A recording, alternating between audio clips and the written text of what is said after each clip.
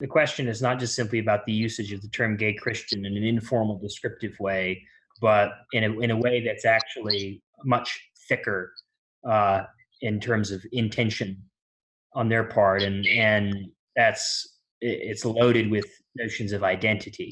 So how Nate Collins himself goes about doing that is very complex, and like I said in my article, it would warrant an entire episode or article unto itself, really, to Right. kind of get into the various ways that he appropriates sociological schools of thought. In particular, one called social identity theory is very prominent um, in his development of the notion identity. He also, I didn't mention this in my article, but he also is very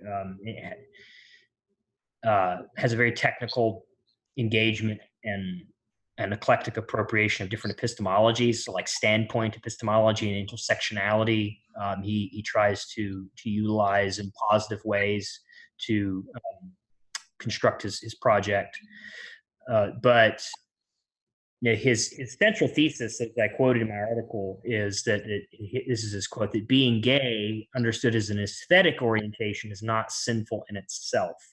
And this, I think, is actually really key to his project, because he's redefining the notion of a gay orientation and trying to recenter it out of sexuality and onto what he calls an aesthetic orientation that doesn't Right. necessarily have to be sexual in character. This is what he wants to try to identify as the root of his gay orientation. So this is a quote from his book. He says, "If we're to speak of an aesthetic orientation or to use it to differentiate between gay and straight, we would say that both gay men and straight women are, for example, less aware in general of the beauty of feminine personhood than straight men or lesbian women.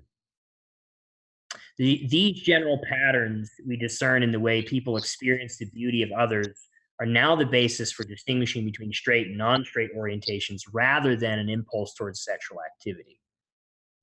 So he wants to kind of craft the or a definition of gay orientation that is really kind of relationally oriented, aesthetically oriented, but the sexual aspect of it is, I don't think he hasn't used this term, but it's accidental.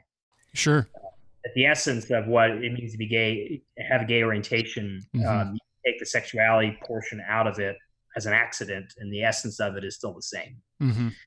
Um, and as I noted in my article, I think that as central as that this conceptual project is to his overall project, um, in my opinion, it's unsuccessful. I can't, I don't quite understand what it means for to say that someone has a gay orientation and that orientation is not sexual in character, or as I put it in the Right. article, if you want to put it in the apparently contradictory terms of parlance of our culture, what it means to say someone has a non-sexual homosexual orientation.